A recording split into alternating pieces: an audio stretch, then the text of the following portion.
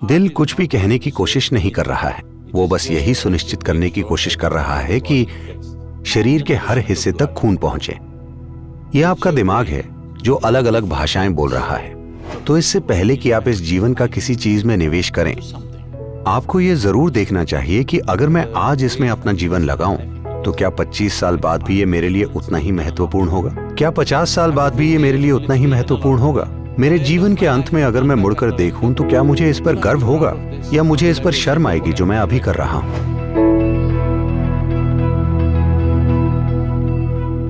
दिल से बस दो आवाजें आती हैं, लबडब।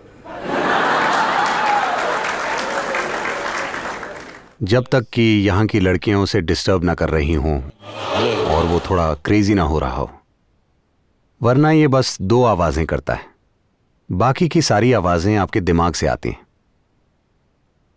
ये विचार कि कुछ चीजें दिल से आती हैं और कुछ दिमाग से, ये बस एक उपमा है, लेकिन दुर्भाग्य से कई लोग इसके शाब्दिक अर्थ को सच मानते हैं। एक समय था जब दुनिया के कई हिस्सों में, खासकर अरब में, अरब की चिकित्सा पद्धति का यह मानना था कि लिवर खून को पंप करता है।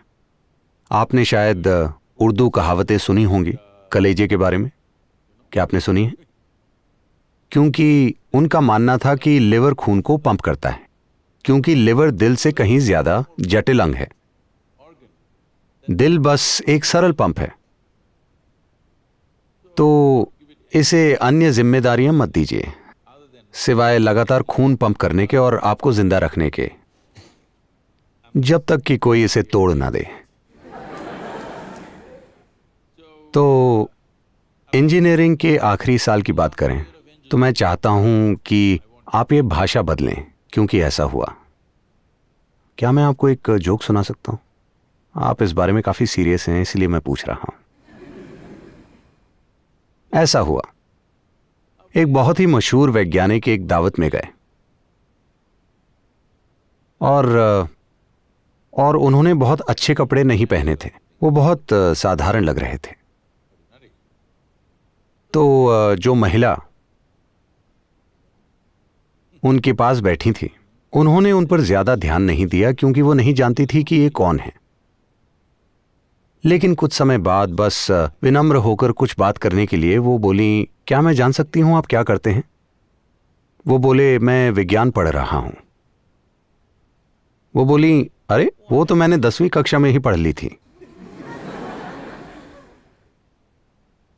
तो ये सच नहीं है।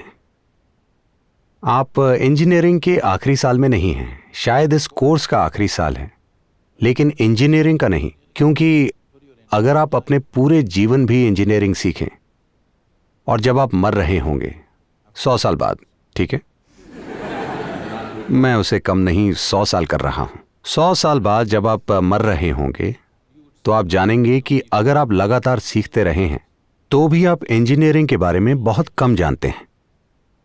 उस कम जानकारी से भी बहुत सी चीजें होती हैं, ये एक अलग बात है। तो इंजीनियरिंग के आखिरी साल में मत रहिए। मैं जानता हूं कि हो सकता है कोर्स खत्म होने वाला हो, लेकिन इंजीनियरिंग का आखिरी साल नहीं है, ठीक है? तो इंजीनियरिंग, मूल रूप से इंजीनियरिंग का मतलब है चीजों को वैसा बनाना जैसा हम चाहते हैं। हाँ, जब हम कहते हैं कि ये इमारत अच्छे से बनाई गई है, हालांकि मैं ये नहीं कह रहा। अगर हम ये कहें कि ये इमारत अच्छे से बनाई गई है या कोई वाहन अच्छे से बनाया गया है, तो इसका मतलब ये है कि ये वैसा ही काम कर रहा है जैसा हम चाहते हैं। हाँ, इस धरती पर इंजीनियरिंग के कई नमूनों में से इंजीनियरिंग के कई नमूने हैं। पेड़ एक जबरदस्त इंजीनियरिंग है, पहाड़ भी एक जबरदस्त इंजीनियरिंग है, क्योंकि ये लाखों सालों से खड़ा है। इसका मतलब है कि ये अच्छी इंजीनियरिंग होगी, है ना?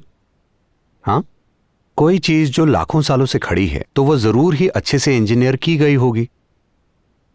इन सभी में से सबसे जटिल इंजीनियरिंग का नमूना हमारा सिस्टम है कि नहीं? हेलो, इंजीनियरिंग के सभी नमूनों में से यह सबसे ज्यादा जटिल है। अब जटिल इंजीनियरिंग होने की वजह से इस पर विशेष स्तर का ध्यान देना जरूरी है, वरना इसे आप समझ नहीं पाएंगे। अब इतना जबरदस्त और जटिल हाईटेक मशीन मिलने के बाद मैं आपसे पूछता हूं, क्या आपने इस मशीन को इस्तेमाल करने के निर्देश पढ़े हैं?